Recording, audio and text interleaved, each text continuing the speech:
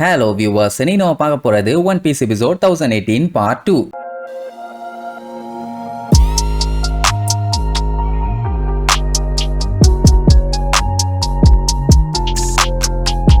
Open பண்ணா போன பாட்டுல கைடோ உருவாக்குன அந்த பெரிய சூறாவளியில நம்ம ஆளுங்க அத்தனை பேருமே சிக்கிட்டாங்க. மெயினா லூஃபி மாட்டி அவன் கைடோவோட வாய்க்குள்ளேயே போயிட்டான். உள்ள போகும்போது பயலோட ஆக்சனை பாத்தீங்களா? எந்த நேரமா இருந்தாலும் சரி காமெடி பண்றதுதான் ஒரே வேலை. ஜோரோ பார்த்துட்டு கதறுவான், அட லூஃபி அவன் வாய்க்குள்ள போய் மாட்டிட்டியாடான்னு. அவனும் காப்பாத்துறதுக்கு முயற்சி பண்ணுவான், ஆனா அதெல்லாம் வேலைக்கே ஆகல. அதுக்கப்புறம் பையன் அந்த சுழல்ல இருந்து எஸ்கேப் ஆயிட்டான்னு வைங்க. உடனே கைடோவை பச்சா திட்டுவான், டே கொய்யால அது எங்களோட கேப்டன்ரா, எவ்வளவு தைரியம் இருந்தா அவனை திம்ப, ஒழுங்கா துப்புடா துப்பு கட்டவனே அப்படின்னு சொல்லிட்டு ஜோரோ ஸ்வாட் எடுத்து வெரைட்டியா போஸ் எல்லாம் கொடுப்பான். என்னன்னா இப்ப லாஸ்ட் டைம் பண்ண அட்டாக்கை விட பையன் இப்ப அடுத்த லெவல் அட்டாக் பண்ண போறான். ஏன்னா அவனுக்குள்ள இருக்க அந்த பவரை எடுக்கும் போதே நிக்கிற இடமே தாங்க முடியாம உடையுது. அவ்வளவு பவர். எனக்கு தெரிஞ்ச அந்த என்மா ஸ்வாடோட ஃபுல் பவரை யூட்டிலைஸ் பண்ணி அவனையே ரெண்டா வெட்ட போறான்னு நினைக்கிறேன். ஏன்னா அதுக்கு ஏத்த மாதிரி தான் அவன் டிராவல் பண்ணிட்டு போறான். கைடோவே ஒரு செகண்ட் ஷாக்கா தான் பார்ப்பான். அந்த டைம் ஜோரோ அவன் பவர்ல ஒரு டிராகனை வெளியில கொண்டு வரான் பாருங்க. கைடோவுக்கு அள்ளு விட்டுருச்சு. அந்த ஸ்வாட்ல அவனால ஸ்ட்ராங்கான ஹாக்கி பவரை ஃபீல் பண்ண முடியுது. அதான் ஓடன் கூட சண்டை போடும்போது ஃபீல் பண்ணானே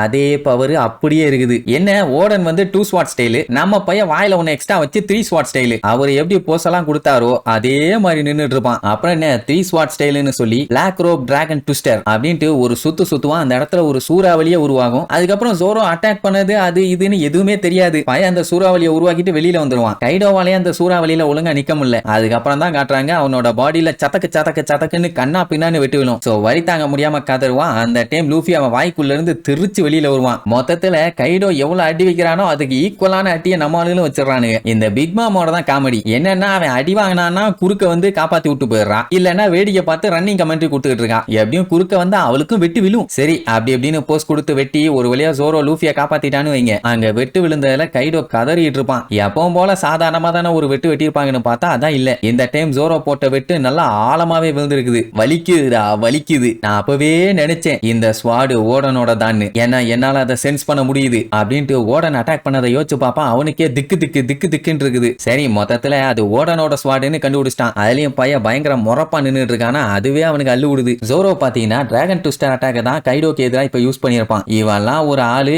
இவன் இந்த அட்டாக்கை என் மேல எல்லாம் யூஸ் பண்ணலாமா? கொஞ்சம் அசந்ததுனால அவன் இடம் தெரியாம நம்ம கிட்ட மோதிட்டு இருக்கானுங்க. 4 காட்டு காட்டினாதான் சரியாகும்னு மறுபடியும் கண்ணா பின்னான்னு சுத்திட்டு காட்டு கத்திட்டு இருப்பான். அதே நேரம் இங்க ஜோரோ லூஃபியை எவ்வளவோ எழுப்பி விட்டு பார்ப்பான். அவனால எந்திரிக்க முடியல. ஹை எனர்ஜி யூஸ் பண்ணி சண்டை போட்டுருக்கான்ல, எப்படியும் 10 நிமிஷத்துக்கு பையன் பம்மி தான் ஆகணும், வேற வழி இல்ல. அந்த டைம் கைடோ பாத்தீங்கன்னா பெரிய அட்டாக் பண்ண போறான்னு எல்லாம் கண்டுபிடிச்சிட்டான். ஏன்னா வயிறு பூரா காத்த பயங்கரமா ஃபில் பண்ணிட்டு இருக்கான். அதுக்கப்புறம் டிராகன் ட்விஸ்டர் டெமாலிஷன் கஸ்ட்னு சொல்லி ஒரு துப்புவான். கத்திய வச்சு ஏர் அட்டாக் பண்ணாங்கன்னா சரக்குன்னு ஏகப்பட்ட கத்தி வெட்டு மாதிரி வரும்ல, அதே மாதிரி அட்டாக் தான் அவன் வாயில இருந்து வரும். கண்டிப்பா இதெல்லாம் தடுக்கவும் முடியாது, தட்டியும் விட முடியாது. எஸ்கேப் ஆறது மட்டும் தான் ஒரே வழி. லாக்கு தெரியுது இது பவர்ஃபுல்லான அட்டாக்னு. அதனால பையன் உசாரா அதுல இருந்து நகர்ந்து எஸ்கேப் ஆவான். யூஸ்டஸ் கிட்ட பாத்தீங்கன்னா தடுக்க ட்ரை பண்ணுவான். அது ஸ்டாப் எல்லாம் பண்ண முடியல, துண்டா வெட்டி தள்ளிட்டு போயிடும். அவ்வளவு பவர்ஃபுல்லான அட்டாக். கில்லர் ஒரு சைடு தப்பிக்க போராடிட்டு இருப்பான். ஜோரோ ஒரு சைடு லூஃபியை காப்பாத்திட்டு பயங்கரமா போராடிட்டு இருப்பான். நல்ல வேளை அந்த அட்டாக் யாரு மேலயும் படல, எல்லாம் எஸ்கேப் ஆயிட்டானுங்க. ஆமா எனக்கு ஒண்ணு மட்டும் புரியலே, இந்த கைடோவோட மென்ஷன் இவ்வளவு அடி கொடுத்துமா தாங்கிட்டு இருக்குது. தரையில சண்டை போட்டானுங்கன்னா பரவாயில்ல, ஓகே, அப்பவே ஏகப்பட்ட பல்ல விழும். இவனுங்க மொட்டை மாடியில நின்று எப்படி இவ்வளவு பெரிய கலவரம் பண்ணிட்டு இருக்கானுங்க. சரி என்னமோ ஒண்ணு, ஆனா தாறுமாறான சண்டை. ஏன்னா மேல அவங்க போற ஒவ்வொரு சண்டையுமே கீழே கண்ணா பின்னான்னு அதிருது. இன்னும் கொஞ்ச நேரத்துக்கு இதே மாதிரி சண்டை போட்டானுங்கன்னா டெஃபினட்டா இந்த மொத்த கேசலுமே அழிஞ்சு போயிடும். சரி இங்க நம்ம சாப்பரை பாதுகாக்கிறதுக்காண்டி பயங்கரமா சண்டை போட்டுட்டு இருந்தாங்கல்ல, அவங்க சண்டையாச்சும் முடிஞ்சிருச்சான்னு பார்த்தா இன்னும் இல்ல. அவங்களும் வெட்டுவாங்க ஆளுக வந்துகிட்டே இருக்கானுங்க. டயர்ட் ஆகாம சண்டை போட்டுக்கிட்டே இருப்பானுங்க. இதுல இன்னொரு காமெடி என்ன தெரியுமா?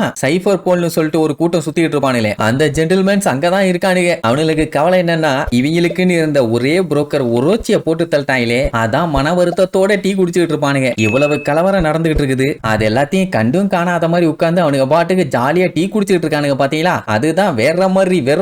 இவனுங்களுமே இந்த 20 வருஷ கதையை கேள்விப்பட்டானுங்களாமா. அது ஆக்சுவலா முதல்ல இந்த அளவுக்கு சூடு பிடிக்கல. என்னைக்கு இந்த டோஃப்ளமிங்கோவை நம்ம லூஃபி போட்டு பொழந்தானோ அன்னைக்கு ஆரம்பிச்சது பஞ்சாயத்து. கைடோவும் ஃபர்ஸ்ட் ஜெனரேஷனும் முட்டிக்க ஆரம்பிச்சானுங்க. இப்ப வரைக்கும் கேப் விடாம சண்டை போய்கிட்டே தான் இருக்குது. அப்படின்னா இது எல்லாத்துக்கும் விதை போட்டது நம்ம பையதான். நம்ம பைய போட்ட போடலாம் சாதாரண போடா, டோஃப்ளமிங்கோவை கதற விட்டானே. இவனு இப்ப அதை பத்தி தான் டிஸ்கஸ் பண்ணிட்டு இருப்பானுங்க. இதுல என்ன ஒரு விஷயம்னா, பைரட் பைரட்டும் சாம்ராயும் இப்ப ஒண்ணு சேர்ந்து சண்டை போட்டுட்டு இருக்காங்க. இப்ப அவனுக்கு என்ன டவுட்னா, இந்த கடலோட எம்பரர்ஸ் எல்லாம் ரொம்ப ரொம்ப ஸ்ட்ராங்கான ஆளுங்க தான். இன் கேஸ் அவங்க ரெண்டு பேருமே தோத்துட்டாங்கன்னா என்ன ஆகும்? இதனால ஒரு பெரிய கலவரமே உண்டாகாது. ஆனா டெஃபினட்டா அவங்க தோக்க மாட்டாங்கன்னு அவ்வளவு கான்பிடென்ட். இப்ப இருக்க சிச்சுவேஷனை அங்க இருக்க ஒருத்தி பாட்டாவே சொல்லுவா. என்னன்னா 5400 பேர் இந்த ஐலாண்டுக்குள்ள வந்தாங்க. அதுல 400 பேரை காலி பண்ணியாச்சு. இன்னும் பாத்தீங்கன்னா 5000 பேர் இருக்காங்க. இதை நினைச்ச நீங்க சந்தோஷப்படக்கூடாது. ஏன்னா அனிமல் கிங்டம் பைரட்ஸ்ங்க பாத்தீங்கன்னா 30,000 பேர், அதுல 3000 பேர் தான் காலியா இருக்காங்க. மிச்சம் இன்னும் 27,000 பேர் இருக்கானுங்க. அப்படி கணக்கு பண்ணி பார்த்தாலும் பரவாயில்லையே. சாம்ராய்ஸ் எல்லாம் ஏகப்பட்ட இடத்தை காலி பண்ணதான் செஞ்சிருக்காங்க. ஆக்சுவலா இவனுக்கு அட்டாக் வந்து பவரை யூஸ் பண்ணி நடந்துருச்சுன்னா டெஃபினட்டா அவங்களால இவ்வளவு தூரம் எல்லாம் வந்திருக்கவே முடியாது. பாதியிலேயே படுக போட்டு சம்பவம் பண்ணிருப்பானுங்க. இந்த அட்டாக் எல்லாத்தையுமே பிரில்லியண்டா பக்காவா பிளான் பண்ணி வந்ததுனால தான் அவங்களால இவ்வளவு சூப்பரா பண்ண முடியுது. இன்னும் 20 வருஷம் கழிச்சு சண்டை போட வர்றாங்க. ஏனா தானு பண்ண முடியுமா என்ன? இதுல வேற கூட பைரட்ஸ்ங்க வேற சப்போர்ட்ல இருக்காங்களா, அதனாலேயே அவங்களால எதுவும் பண்ண முடியல. இப்ப இந்த சண்டை இந்த இடத்தோட லீடரான கைடோவோட தலையை எடுக்கிற வரைக்கும் கண்டிப்பா ஓயாது.